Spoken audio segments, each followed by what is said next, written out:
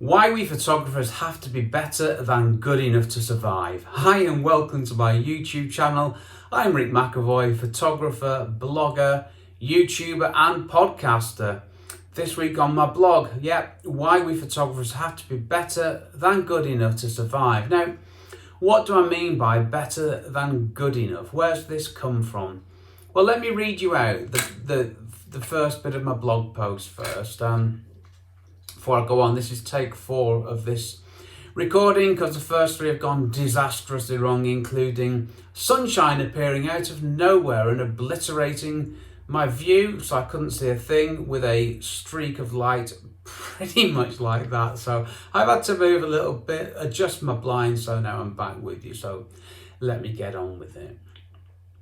We live in a changing world, a world of rapid change, with technology driving changes in what we do and also how we do it.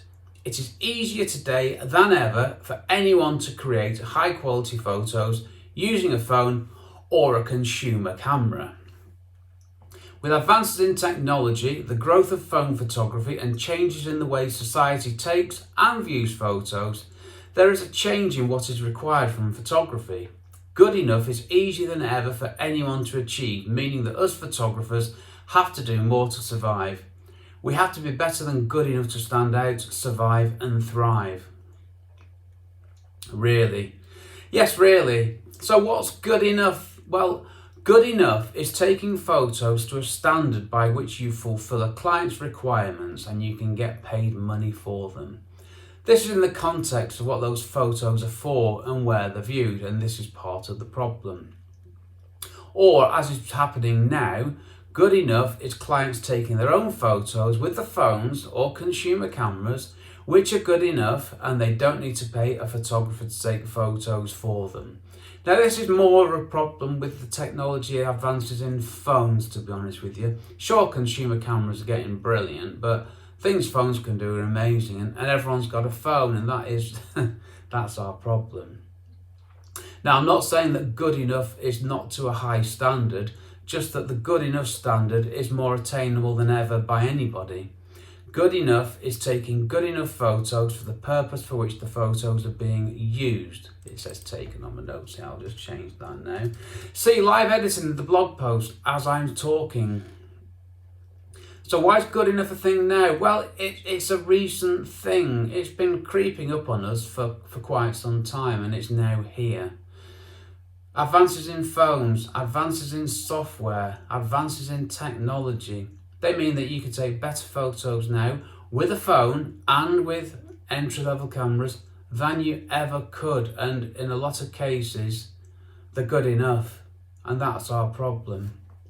Now, the other problem, people who get into photography these days, many of them get into photography through their mobile phone. So back in the day when I got into photography, it took me years of learning and practicing. These days, you get a phone, you take it out of the box, you turn it on, you can go and take pretty good photos. That's a massive change.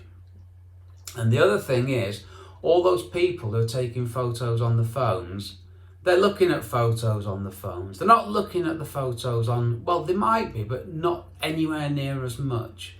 They're not looking at every photo they see on a big PC monitor. They're looking at stuff on the phones, and you get used to that. So once you're used to looking at things on a phone, you don't need anything bigger than that. So look at something on a smaller device. It's good enough, isn't it? And that's where good enough comes from. How we take photos these days with our phones, how we look at photos on our phones, how we consume our social media content on our phones. And that's where we are now. So what do we photographers need to do? Well, we need to stick to the fundamentals of photography.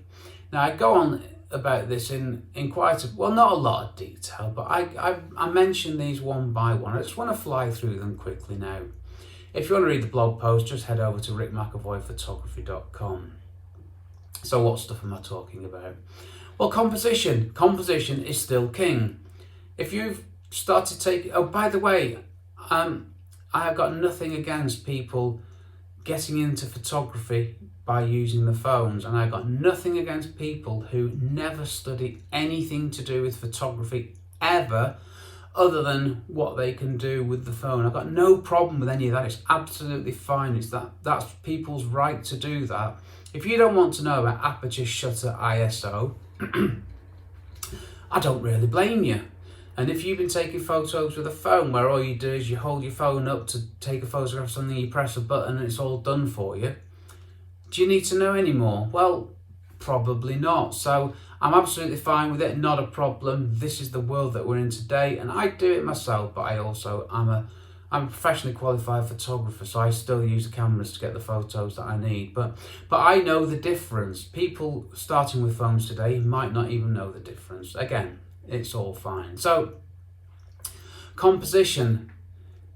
If you're taking photos with your phone, you've probably not studied composition. So that's one thing. You got lenses and focal lengths. These are tools that give us more options, and they help us to make our photos stand out. Technical excellence, aperture, shutter, all that good stuff. ISO, depth of field, focus point.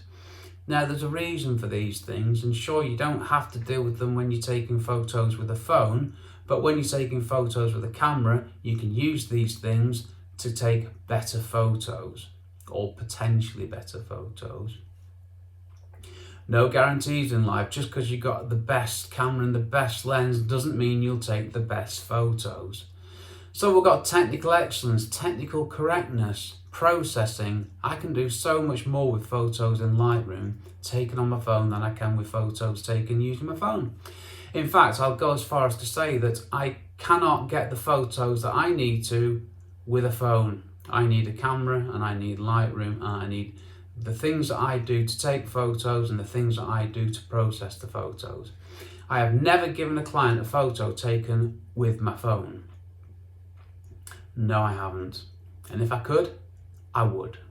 If I didn't have to go through all this stuff, from Canon 6D to computer via a memory card, import, blah, blah. If I don't have to do that, I wouldn't. But I do. That's what I need to do to get the standard of photos I create. So those are the things. All these old photography things, they still apply, and they still help you to take better photos. And another thing that we need to do as photographers to survive is we need to diversify. We need to do other things, find new ways to make money, new income streams. Now, I'm going to talk about that and write about that next week on my blog, so I'm going to leave it there for now. So yeah, check out the blog, rickmcavoyphotography.com. And also, if you want to, check out my podcast, Photography Explained Podcast, with the website, which is it has a cunning URL, photographyexplainedpodcast.com. I know, it's all good stuff, isn't it? Lots of other videos on my YouTube channel, but my blog and my podcast, they're the main ways that you can find out stuff that I do. Little note here, am I a photography snob? No, I'm not. I'm fine with this. I'm fine with this explosion of photography. If more people are taking photos now than ever, even if it's with the phones, and I say even, I don't really mean even, then it's a good thing for me, because it means photography is alive and well and thriving. Right, I'm done there. Thanks for watching. Thanks for being with me, and I'll see you hopefully on another video of mine. So take care, stay safe. Cheers from me, Rick. And here's the awkward moment now when I press the remote control to stop the recording and nothing happens. Nothing happened.